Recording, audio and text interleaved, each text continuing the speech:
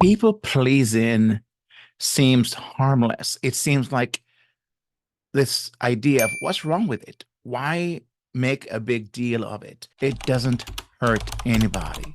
And I would beg to differ on that because I've seen so many people who have been a people pleaser in their lives, in their marriage, in their relationship, and are experiencing enormous pain. And it's brought about situations that they never thought would have happened.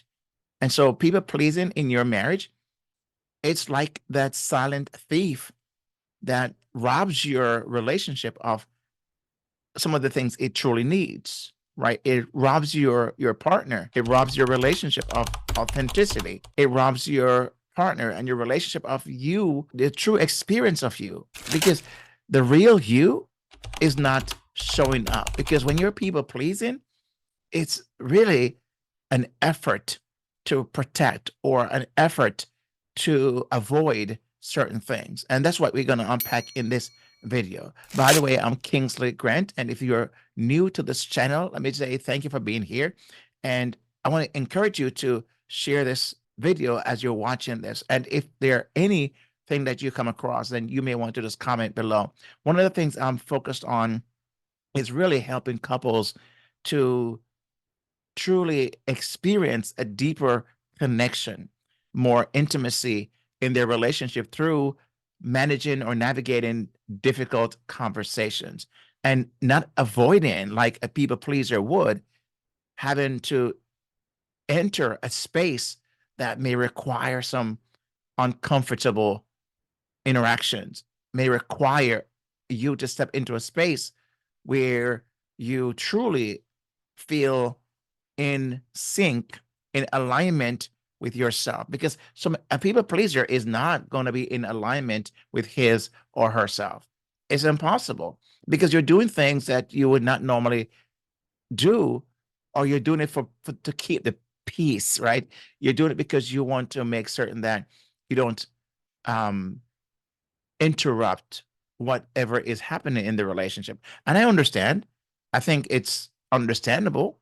But the question is, how's that working out for you? How's that working out for your relationship? So we're going to look at what people pleasing it's has done or is doing, why you may be people pleasing, and how to stop this people pleasing that you might be experiencing. You may be guilty of. So, when I look at people pleasing, I see it as that thing that creeps into marriages very slowly, right? It's kind of like that pile of laundry in the corner of that room. And it may not be much initially when it first started, but over time you start adding more laundry to that pile and it gets bigger, especially if it's dirty laundry. You know what happens after it sits there. Now, you might be the one that always seem to be saying yes and going against what it is your best self or your true self may have wanted at that moment. So you say yes when you don't want to do something just to keep the peace. But well, guess what? What happens is that sneaky character, right, called people pleaser, it tend to steal, like I mentioned before, that experience that is real and authentic and deep and true and in alignment. It takes that away. It robs your partner of those things, like I said today. So we're gonna blow the cover on people pleasing, why we do it, and how to stop it. Now, let's look at this people pleasing monster. I want you to imagine that you're at a party, and even though you have two left feet, you agree that crazy dance challenge, you agree to doing that just to see your partner smile, just to not have them feel, quote, offended, just to not let them down. And that's what people pleasing does, right? Is that's what it's what it looks like in action. And here's the thing, we all do it sometimes, right? I don't think there's any of us who don't at some point may do something that would be considered people pleasing, even though you may not consider it to be such, right? And I totally get it because I know for me, growing up and in my early childhood years, from a family of six, right? Five siblings, myself is six. And I found that myself, that what I would, be working towards many times is doing things that would please my parents. And rightly so, right? Which child should not be doing things that would please their parents? But what happened is I would tend to take it to the extreme because I saw where I get an opportunity to be acknowledged and recognized and praised and get the good label because of how I try to keep the peace, or I may snitch on my siblings just to make certain that I was seen as the good kid. I was looking for validation. I was constantly trying to please. And so what happened is that I took that to the other stages of my life. So as I got into teenage years, I found myself would work in high school. I would do everything to please a certain group of people because I wanted to fit in. I wanted to be a part of that group. And so I would do things even when it went against the things I know to be true and right about my life. I would do those things because again, it's people pleasing. And I recognize this pattern continued with me for quite some time. In my adult years, I saw where, again, I would do things at my own peril and at my own family at times. I would, in the name of people pleasing, I would do things that I would ask myself the question, why did you say yes? Why did you say yes to that thing? Why couldn't you just have said no? But for me to say no would have been, how would that look? How would that translate? What would they think of me, right? Because people pleasers are that way, constantly thinking about, others. How would they see me or think about me? And so we don't want that to be the case. So we will people please. And so I did that for many years until I finally realized that is not getting me what I really want. It's holding me back from authenticity. It's holding me back from truly engaging at a deeper level because I wasn't speaking my truth. I wasn't being strong in myself and speaking up for what I wanted. I would tend to go along. And so people pleasers are people who are seen as followers, right? We don't make up our own minds. We tend to just be in a reactionary mode and we go along for go along's sake. And sometimes it's because we want to keep the peace, right? Sometimes we just don't want to create a conflict and we do it because of an avoidance technique. And so these are the things I found in my own life. Again, I wanted to avoid certain things, but I did it more so not from what I wanted to avoid, but what I wanted to get. I wanted to get the praise. I wanted to get the recognition. I wanted to be validated. I wanted to be, what all those different things was what I wanted. And so it's really where I chose to then at that time. And it's what it amounts to or what it can come down to. Also, it's like the weeds in your garden. So people pleasing is like the weeds in your garden because imagine where when you first said okay to something and you said yes to something, and what that did was it began to open the door to saying yes more often and easier because now you've said yes, there's going to be an expectation. And even when there is not a very conscious effort to, ask you of something in a very expectation, in a manner of expecting you to say yes, but you've set up that precedent and now it's hard to go back on that. I mean, does that make sense? I mean, I'd love to hear your thoughts so far. If you're thinking and you're tracking with me, I would love to get your comments below and or hit that thumb to give me a like to say, hey, I'm tracking with you and what you're saying makes sense. And I find myself to be that way as well at times. And so what happened is that the weeds that grow wild in your garden, right, in your marriage, it eventually chokes out. And here's the thing, it eventually chokes out the honesty. It creates resentment. It pushes you and your partner, right? You and your partner farther apart. So you tend to begin to have this weight on your shoulder. It's hard. many times to go to sleep.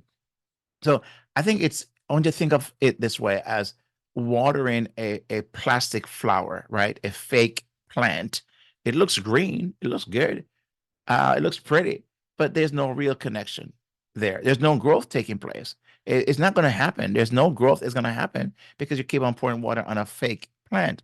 And sometimes that's what people pleasing sometimes it feels like. It appears like that fake plant, and you're pouring more water and expecting. No, it's not going to grow. And so that's the what tend to happen sometimes. So what are the root causes then? What are some of the root causes of why we tend to people please?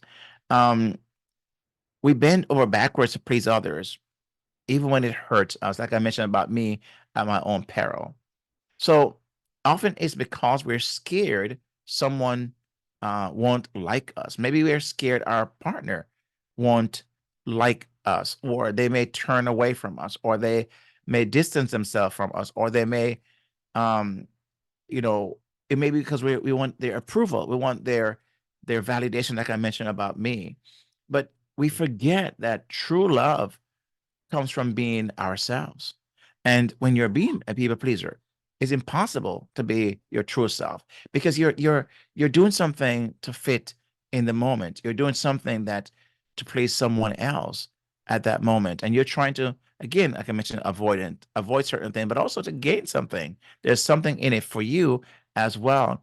But you don't do it necessarily for that initially because it's at your own peril. It's costing you something. The Bible said in Galatians 1 verse 10, it says, for Paul was speaking, he says it, for am I, and he's asked a question. He's really opened up with a question. He said, am I now seeking the approval of men or of God?